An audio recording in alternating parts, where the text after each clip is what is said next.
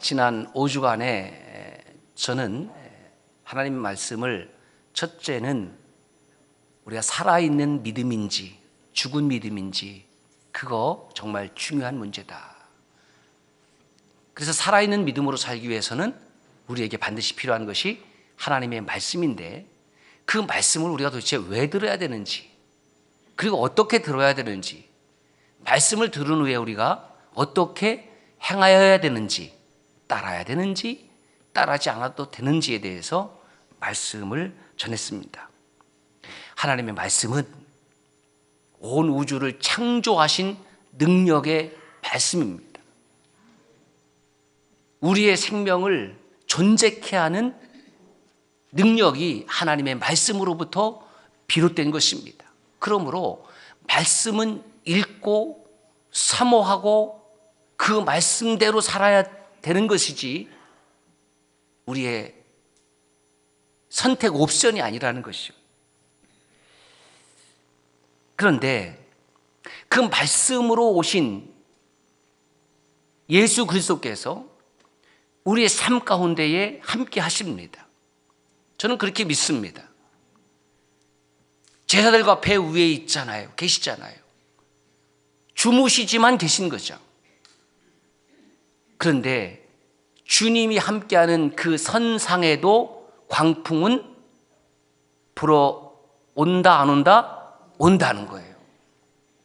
야, 교회 다니는 사람 평안할 줄 알았더니 교회 다니니까 모든 일이 잘 되는 줄 알았더니 때로는 사업에 어려움도 생기고 부도도 경험하고 사기도 경험하고 왜 그렇지?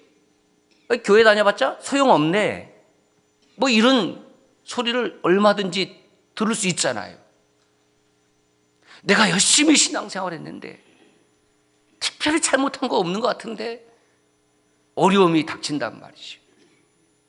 그러나 염려하지 말 것은 주님이 그 광풍을 그대로 내버려 두지 아니하시고 주님께서 잠잠하라 고요하라 그 말씀 한마디면 그치게 되는 줄로 믿습니다. 왜 광풍이 불어오게 내버려 둡니까? 그 광풍조차도 하나님의 손에 있음을 알게 하는 거죠. 사순절 기간 중입니다. 삶의 모든 순간이 그렇지만 부활 주일 전 40일을 각별히 예수 그리스도의 십자가를 깊이 묵상하고 좀 삶을 절제하며 살아가는 그런 기간이 되었으면 좋겠다 해서 초대교회부터 내려오는 신앙의 전통이 바로 사순절 기간입니다. 여러분, 주님도 십자가 지셨잖아요. 하나님도 고통을 당하셨잖아요. 그것은 우리 삶에 무풍지대가 있다 없다? 없어요. 나만 아프고 나만 힘들고 나만 짜증나는 것이 아니라 살아가는 모든 인생들에게는 다 속모를 아픔도 있습니다. 아픔만 있는 것은 아니죠. 기쁨도 있고 즐거움도 있고 감사도 있고. 그런데 그리스도인들이 누구냐 하면 삶에 있는 여러 가지 풍랑이나 고난이나 아픔보다도 주님을 사랑하는 기쁨이 더 크다. 주님께서 내게 주신 은혜가 더 크다. 여러분, 크면 되는 거예요. 크면 이기는 겁니다. 그러므로 우리가 어떤 어려운 일을 당해도 어떤 황당한 일을 당해도 결코 낭망하거나 쓰러지지 말 것은 주께서 나와 함께 하심이라. 할렐루야. 그래서 사순절은 더욱더 주님의 십자가를 바라보는 겁니다. 십자가를 바라보면 그 영적인 거울이 되는 거예요. 나를 바라보는 거죠. 다른 사람을 바라보면 자꾸 지적질하게 되는 겁니다.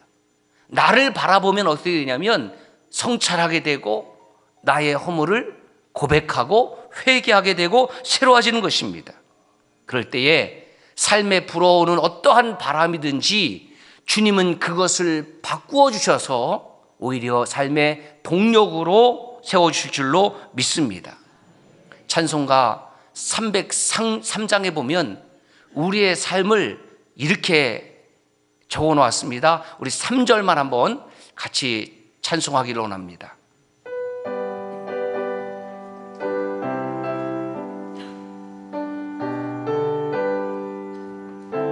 이 세상의 모진 풍파, 이 세상의 모진 풍파 쉬지 않고 불어도 주님 안에 보호받는 우리 마음 편하다.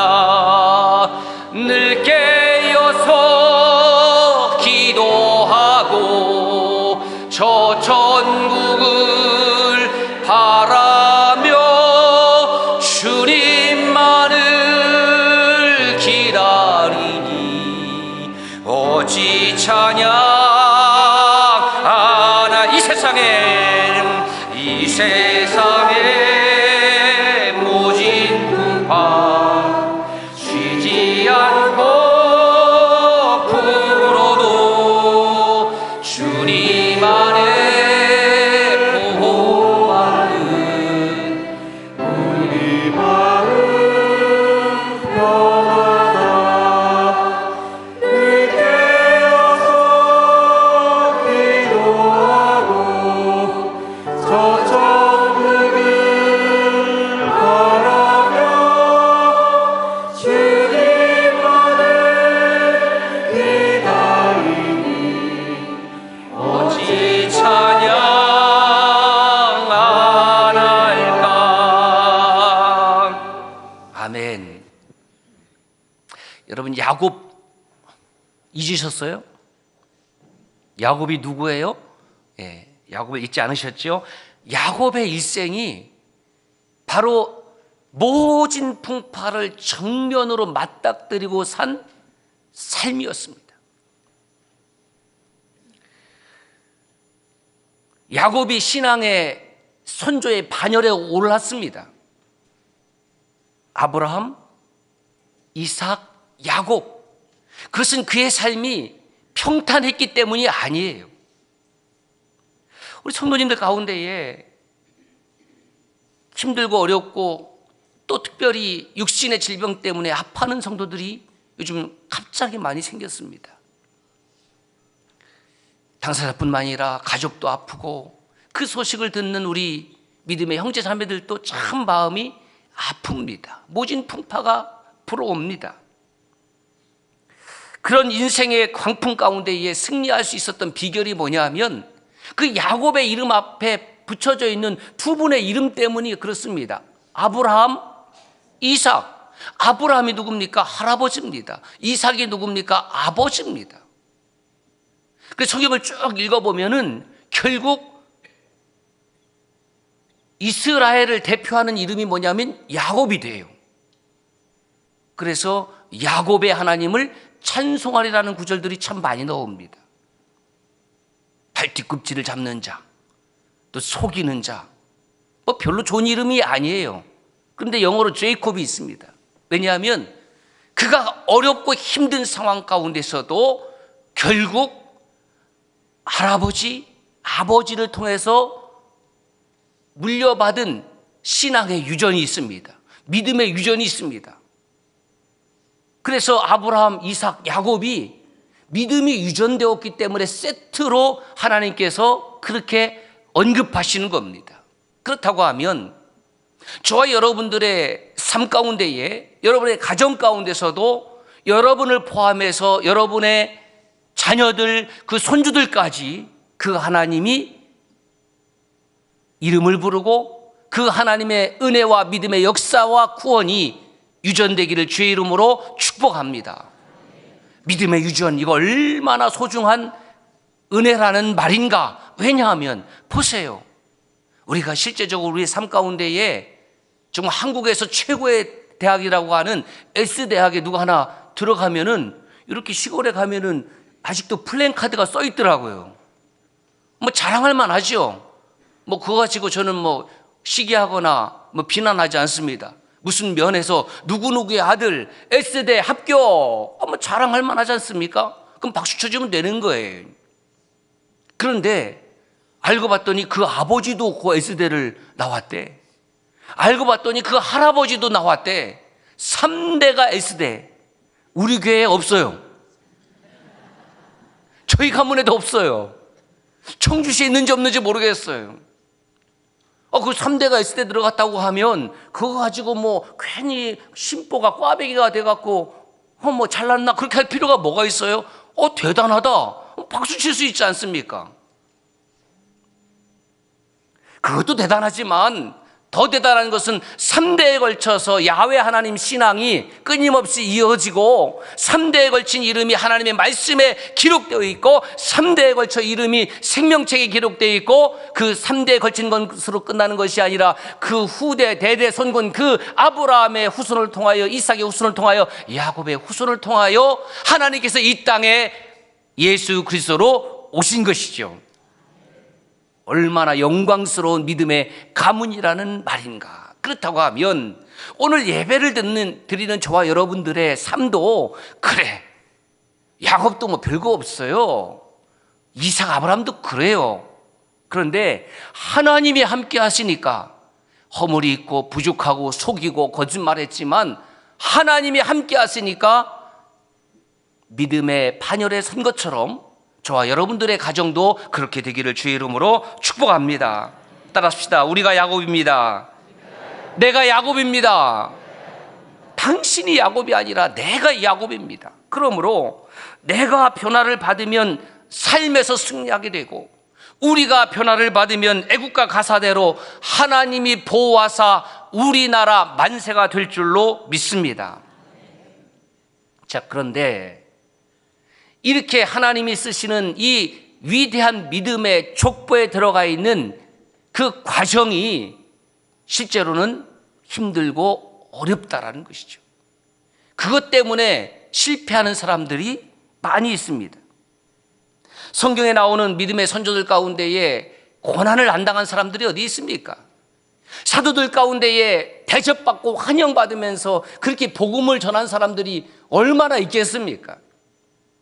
초기 기독교인들 가운데 이렇게 가운 입고 오케스트라에 맞춰서 그렇게 찬송을 했습니까? 하지 않았습니다. 동굴에서 숨어서, 요즘 말로 아카펠라로 반주 없이 그렇게 찬송했죠.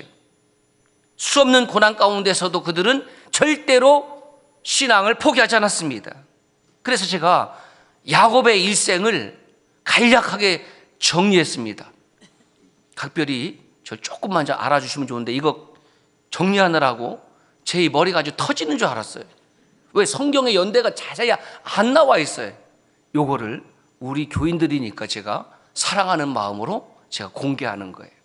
다른 교인들 혹시 아는 분들한테 이야기해 줄 때는 1,000원씩만 받으셔서 500원은 저한테 송금해 주시고. 자, 보세요. 야곱의 일생 나와 있죠? 예. BC 추정입니다. BC 2082년에 출생을 했습니다. 그리고 BC 1935년에 147세의 나이로 하나님의 부름을 받았습니다. 76세 때 BC 2006년도에 여러분 바단 아람으로 이제 도망을 가죠. 외삼촌, 누구죠? 감사합니다. 라반입니다. 자, 그 다음에 주목하고 싶은 이야기는 별로 성경은 뭐 많이 기록하고 있지 않지만 BC 2000년경에 그러니까 야곱이 82세에 외동딸 디나가 출생을 합니다. 그런데 이 디나의 출생이 요때인지 아니면 요셉 다음에 출생했는지는 보는 학자들에 따라서 좀 달라요. 그래서 저는 한 요때 쪽으로 좀 출생을 좀 맞춰봤습니다. 그리고 그 바단 아람에서 몇 년 동안 일을 했죠? 20년 동안 일을 하고 이제 가나안으로 돌아왔을 때가 97세경입니다.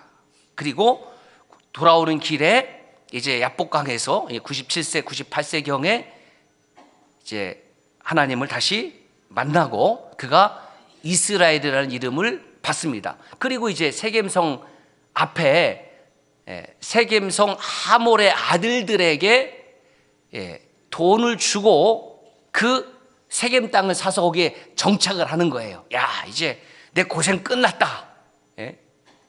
요즘 말로 말하면 힘들고 어렵게 전세살이 하다가 아파트 분양받아서 입주했습니다. 여러분 얼마나 행복하겠습니까? 지금 아파트 입주를 기다리는 우리 성도님들 계시죠? 설레이는 마음 제가 충분히 공감이 됩니다. 제가 93년도에 결혼했는데요, 거의 만 6년을 그 기숙사밥 먹으면서 그 침대가 여러분 일본식 다다미 침대라고 아시는지 모르겠어요. 다다미, 그때 그 신학대학 그 침대가 다다미였어요. 엄청 딱딱한, 무슨 고행을 하라고 그러는지 그렇게 살다가 그 기숙사 방에서 내 것도 내 거, 네 것도 내 거, 좀 한쪽 귀 막고 들으세요. 심지어 어떤 때는 이제 남자들만 있으니까 내 팬티로 네 팬티, 네 팬티로 내 팬티, 뭐 수건을 이렇게 빨아놓으면 어떤 놈이 와갖고 잽싸게 막 다 써버리고 걷다가 놓고 냄새 풀풀 나고, 뭐 사생활 보호가 안 돼요. 옛날은 사생활 보호가 없어요. 우리가 그리스도 안에서 형제요 막 그러고, 어떤 경우에는 와서 막 내 자리에서 어떤 놈이 와서 뒤에서 자고 있고, 소위 막 빈대라고 해서 막 그냥 낑겨 자고, 뭐 그렇게 살던 시절이 있었습니다. 간식은 야간에 라면, 반찬이 없으니까 우리 여기 에메트는 거기다가 뭐 단무지를 소분해 놓고 김치를 소분해서 다 포장해 주니까 이게 뭐가 되냐면 감동이 되잖아요. 감동이. 근데 우리는 그때 반찬이 없으니까 라면을 먹으면서 거기다가 고추장을 또 찍어 먹었단 말이죠. 그때 제가 고추장만 안 먹었으면 훨씬 더 괜찮게 생겼을 텐데 송구하게 생각을 해. 자, 그렇게 하다가 이제 93년도에 저 천호동에다가 진짜 단칸방 하나를 월세로 얻은 거예요. 결혼하기 위해서. 제가 언젠가 말씀드린 것 같아요. 제가 먼저 한 달 전에 그 방에 들어가서 첫째 날 밤을 지내는데 아무도 없죠. 요를 하나 깔아놓고 혼자 누워서, 이것을 이제 전문 용어로 무슨 날 발광 이렇게 쓰기도 하는데 난리 쳤어요. 왜? 혼자 있는 게 그렇게 좋더라고요. 혼자 있는 게 귀찮은 사람들도 없고 빈대도 없고 너무너무 행복하고, 그 다음에 또 신부를 또 기다리고, 내 집이 뭐 내가 사는 집이니까 내 집이지만 비록 월세방이지만,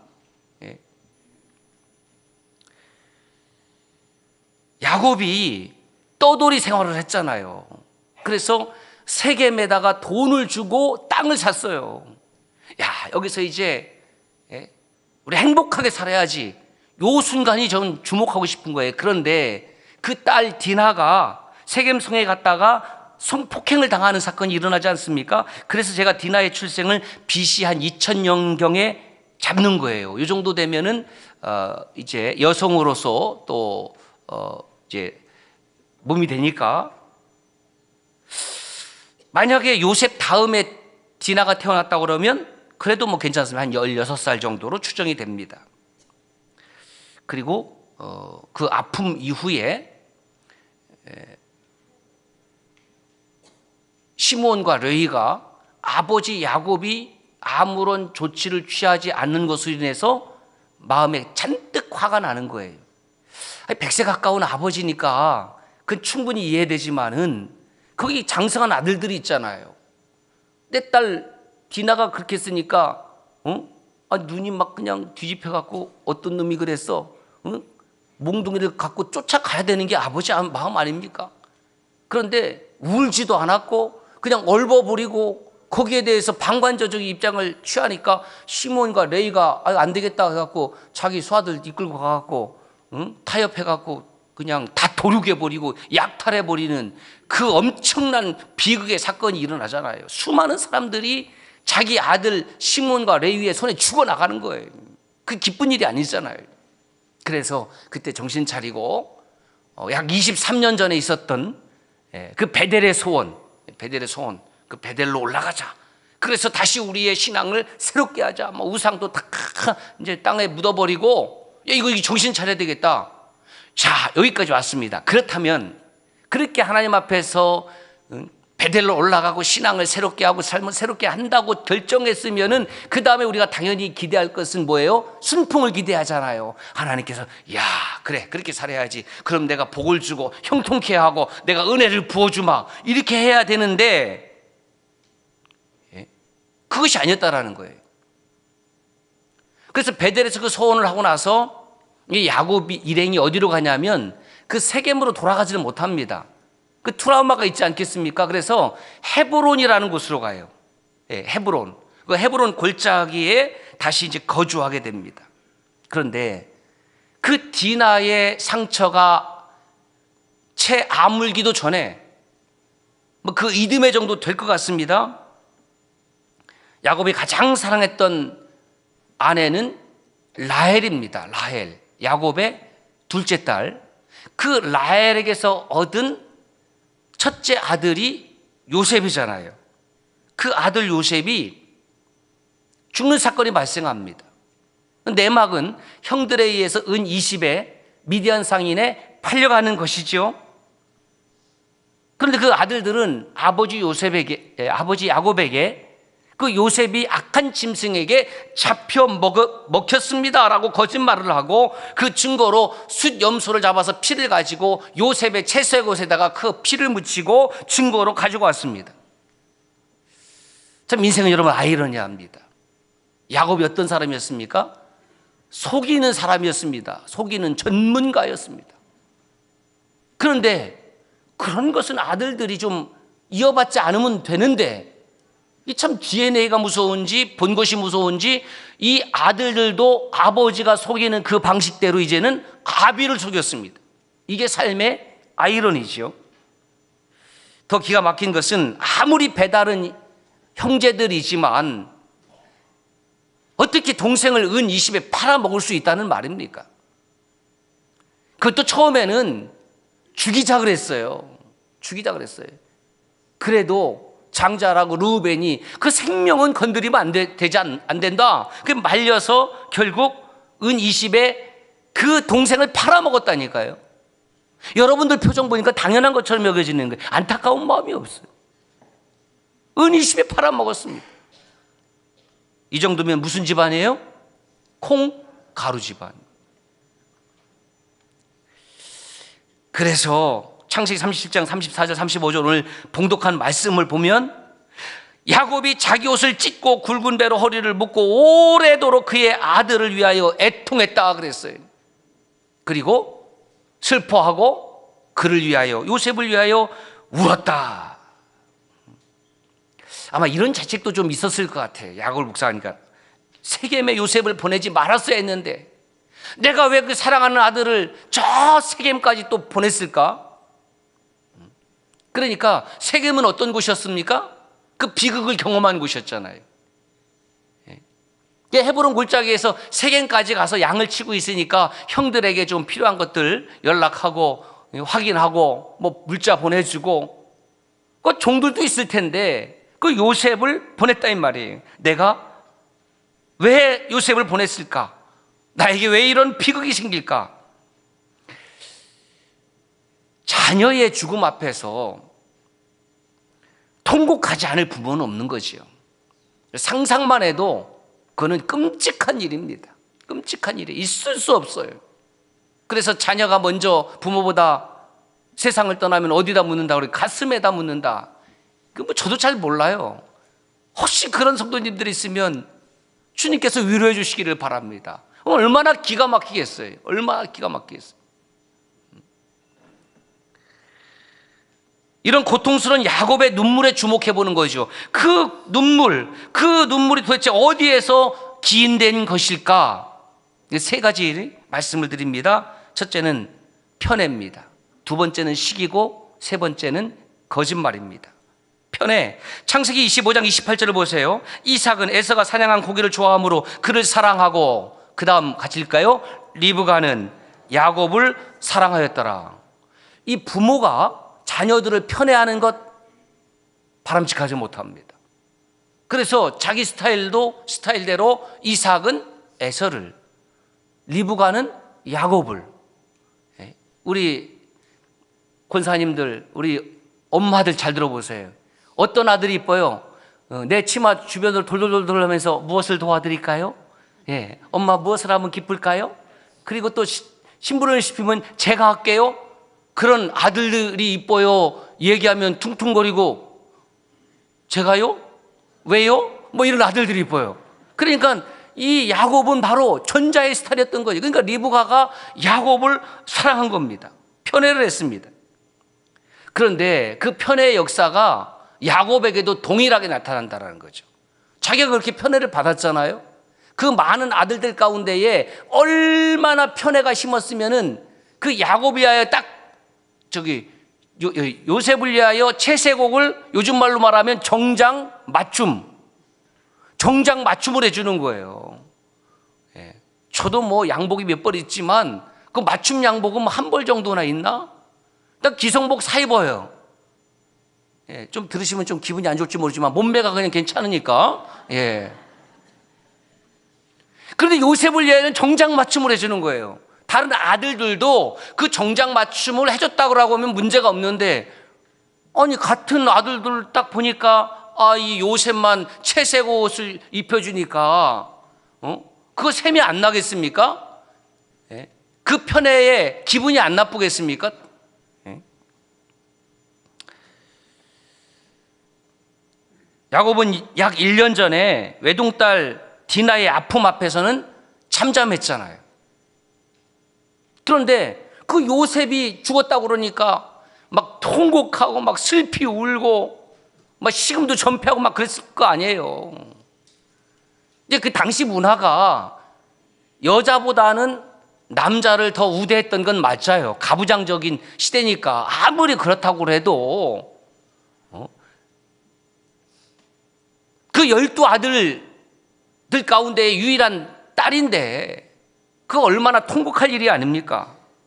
그런데 거기에는 야곱이 일절 반응하지 않아요. 그러니까 지금 완전히 완고한 아주 오랜 시절에 그 남성 위주의 사고관에 쩔어 있는 야곱의 모습을 보게 되는 겁니다. 그렇게 이제 우리가 정당한 비판을 할 수 있어요. 그럼에도 불구하고 어쨌든 그 요셉의 죽음 앞에서 아비로 우는 모습을 보니까 참 마음이 저도 짠합니다. 두 번째 야곱의 눈물은 뭐라고 그랬어요? 시기라고 그랬죠. 시기 때문에. 우리 믿음의 형제 자매 여러분 안에 시기가 있습니까 없습니까? 자, 확실하게 대답하세요. 시기가 없습니까 있습니까? 있지요. 예, 없는 분들은 오늘 점심을 드실 때에 국수 한 그릇을 주지 말고 거기 아주 반을 딱 잘라갖고 반만 줘보세요. 오전에 받았던 은혜는 다 사라져버리고 반에 뭐 여기 몇 가락만 살짝 넣어보세요. 뭐 기분 나빠서는 다시는 안 온다고. 여성과 남성 중에서 제가 시기를, 충분히 주관적인 저의 생각입니다만은 시기가 있죠. 남성도 시기가 있고 여성도 시기가 있는데 누가 더 클까? 여성과 남성 중에서 누가요? 예, 여자는 남성이라고 그러고 여자는 남성 여성이라고 그러고, 예, 저의 견해입니다. 남성입니다. 남성의 시기가 훨씬 더 세요. 여성의 시기는 따라합시다. 여성의 시기는 애교다. 저는 그렇게 생각하는 사람입니다. 여성의 시기는요, 그래봤자 애교예요. 그런데 남성의 시기는요, 요 장난 아닙니다. 이 시기의 원조가 누구냐? 가인입니다. 형 가인이 동생 아벨을 시기하니까 어떤 일이 나느냐? 죽여버렸습니다. 여성들이 시기하는 것을 애교라고 하는 일은 시기해봤자 죽이기까지는 안 해요. 그런데 남자들은 시기가 나면은 눈이 막 탁 뒤집혀지고 막 죽여요. 보세요. 창세기 4장 4절에서 5절 말씀 시작. 아벨은 자기도 양의 첫 새끼와 그 기름으로 드렸더니 여호와께서 아벨과 그의 제물은 받으셨으나 가인과 그의 제물은 받지 아니하시니라. 가인이 몹시 분하여 안색이 변하니 내 제물은 안 받으시고 하나님은 아벨 것만 받으셨네. 시기가 시작이 되었습니다. 동생 아벨이 형 가인에게 잘못한 것은 조금도 없었습니다. 하나님과의 관계잖아요. 아벨이 잘못한 것이 없었는데 그 가인이 시기가 나서 동생 아벨을 들여서 쳐 죽입니다. 이스라엘의 초대왕 사울도 뒤를 이을 사람이라고 판단하니까 다윗을 시기하고 죽이려고 엄청 쫓아다녔습니다. 그게 어디서 비롯되었느냐? 여성들의 노래에서 시작이 된 거예요. 블레셋의 골리앗을 물리치고 돌아오니까 그 이스라엘의 성경 보면 전역에 있는 여인들이 이렇게 노래를 하죠. 사울이 죽인 자는 천천인데, 그것도 훌륭한데 다윗이 죽인 자는 만만이로다. 이 비교급을 써서 문제예요. 여성들이요, 제발 남자는요 다른 남자하고 비교하는 걸 원치 않아요. 결혼한 우리 신랑 신부가 나와 있는데, 다른 신랑은 이렇게 해주는데 당신은 이렇게 안 해줘? 해주고 싶다가도 안 해. 제발 여러분들에게 같이 사는 남편을 좀 비하하거나 비교하지 마세요. 따라합시다. 여성들, 내 수준에 딱 맞는 남자다. 자기들 수준은 생각을 안 하고, 물론 남자들도 마찬가지긴 하죠. 그러니까 사울이 백성들이 나를 더 좋아하는 게 아니라 내 왕인데 저놈을 더 좋아하네. 그 시기가 나서 그냥 막 창을 던지기도 하고 막 죽인다고 쫓아다니기도 하고. 야곱은 형 에서의 장자의 명분과 축복을 시기했습니다. 그 결과 형과 아버지를 속였습니다. 야곱이 이르되 형의 장자의 명분을 오늘 내게 팔라. 야곱의 아들들도 편애하는 요셉을 시기했다고 말씀하고 있어요. 창세기 37장 4절 보세요. 시작. 그의 형들이 아버지가 형들보다 그를 더 사랑함을 보고 그를 미워하여 그에게 편안하게 말할 수 없더라. 여러분, 미움, 시기, 질투, 속으로 막 그냥 죽이고 싶은 거, 이것이 우리가 가지고 있는 옛 본성, 사람들의 거듭나지 못한 본성입니다. 내가 미워하고 시기하고 질투하고 죽이겠다고 마음먹은 것이 아니라 어떤 사람이 내 앞에 등장하면 그때부터 막 시기가 나고 질투가 나고 미워지기 시작하는 겁니다. 그래서 그 타인을 내 마음대로 판단하고 내 마음대로 시기하고 질투하고 정죄합니다. 그래서 저나 우리 성도 여러분이나 내가 얼마나 약하고 때로는 내가 얼마나 강팍하고 악한지를 알 수 있는 때가 있어요. 그게 언제냐? 혼자 있을 때. 아무도 나를 보는 사람이 없다고 판단될 때는 나의 악함이 고스란히 드러날 수 있습니다. 예를 들면 이런 거죠. 제가 운전을 하고 가는데 제 옆에 혹시 우리 성도님들이 타고 있다, 장로님이나 혹시 권사님이나 타고 있다, 또 아내가 타고 있다, 그러면 저는 그 주행상에서 벌어지는 난폭 운전이나 갑자기 칼치기로 끼어드는 운전자를 향해서 내가 의기를 안 할 수 있죠. 왜냐하면 입을 조심해야지. 아이고, 어쩌다 목사님하고 차를 한번 탔는데 목사님이 강단에서는 막 그렇게 컬컬한 것 같더니 막 입이 막 그냥 허벌나게 나왔어. 막 교회 전체 다 소문이 퍼지거든요. 절제하는 거지, 참는 거죠. 에이 고구마 이렇게 말 수 있거든요. 그런데 저 혼자 운전하고 간다고 상상을 해보세요. 그럼 제가 할까요, 안 할까요? 예. 한다고 하는 사람들은 바로 여러분 자신을 향해서 이야기를 하는 거예요. 저를 바라보지 말고 여러분 혼자 운전하고 갈 때는 누구도 듣는 사람이 없어요. 그러면 무슨 말을 하든지 상관이 없잖아요. 그것이 우리의 약함이기도 하고 악함이기도 하다라는 겁니다. 우리는 사역하면서 하나님의 영광만이 드러나기를 원한다고 말은 하지만 실제로 교회 안에서 자기의 영광을 꾀하고 자기가 드러나기를 원할 때가 많고, 나보다 다른 사람을 더 교인들이 알아주고 목사님이 더 알아주는 것 같이 자기가 혼자 판단하고 시기하고 질투하고 미워합니다. 그 시기와 질투는 다른 사람이 나한테 넣어준 것이 아니라 내 안에서 내가 만들어낸 것이라는 거예요. 내 안에 시기와 질투가 그럼 왜 존재하는지 정리를 했어요.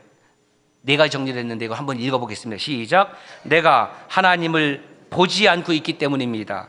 두 번째, 내 안에 하나님의 영이 떠났기 때문입니다. 세 번째, 하나님의 영광이 아닌 자기 영광을 구하고 있기 때문입니다. 네 번째, 하나님이 저 사람을 세워서 일하고 계심을 인정하기보다는 저 사람이 나보다 잘났다고 생각하기 때문입니다. 여러분, 믿음의 형제 자매 여러분, 찬양대 여러분, 우리는 그리스도 예수 안에서 복음의 동역자입니다. 누가 더 잘나고 누가 못났다라고 이야기할 필요가 없어요. 왜냐하면 하나님 보시기에는 다 도토리 키재기이기 때문에 그렇습니다. 우리는 믿음의 동역자들이기 때문에 잘하고 충성된 사람을 향하여는 박수를 보내고 나도 저렇게 살아야지. 우리는 서로 섬기고 나누고 돕는, 중보하든 그런 믿음의 삶을 살아야지. 그것입니다. 마지막으로 야곱의 눈물은 그 원인이 거짓말의 역사가 지금까지 이어지고 있었기 때문에 그렇습니다. 야곱이 거짓말로 하나님의 복을 가로챘지만 그 결과 형 에서와의 관계가 단절되고 부모를 떠나야 됐고 외삼촌 라반의 집에서 20년 동안 쎄빠지게 일해야 됐습니다. 그리고 외삼촌 라반에게 자기 자신도 10번이나 속임을 당했습니다. 자기 아들들에게도 속임을 당했습니다. 속고 속이는 삶, 그것이 야곱의 일생이라고 해도 과언이 아닙니다. 하나님은 그 야곱의 편의 시기, 거짓말의 인생이 끝나기를 원하셨습니다. 왜? 그래야지만이 믿음의 반열에 속하기 때문에, 그래야지만이 야곱의 가문을 통해서 하나님의 구원의 역사가 이루어질 수 있기 때문에 하나님은 거짓말과 함께 하실 수 없습니다. 요한복음 8장 44절에 보면 거짓말의 아비는 마귀입니다. 거짓말이 있는 곳에 마귀가 역사를 하고 진리가 있는 곳에 하나님의 구원과 생명이 역사하는 줄로 믿습니다. 편의 시기, 거짓말, 사순절 맞이해서 저와 여러분 안에 모두 소멸되어지기를 주의 이름으로 축원합니다. 그러므로 야곱이 요셉의 죽음 앞에서 통곡하는 이유는 이런 것들을 청산해야라는 하나님의 사인이 아닌가. 형제들에 의해 은 20에 팔려가는 요셉은 제자 가룟 유다에 의해서 은 30에 팔려가는 예수님의 모형입니다. 요셉을 향하여 흘리는 야곱의 눈물은 이 세대를 향하여 안타깝게 우시는 예수 그리스도의 모형입니다. 오늘 이 시대를 향한, 이 백성을 향한 그 야곱의 눈물, 그 하나님의 눈물을 우리 보아야 합니다. 기도합시다. 하나님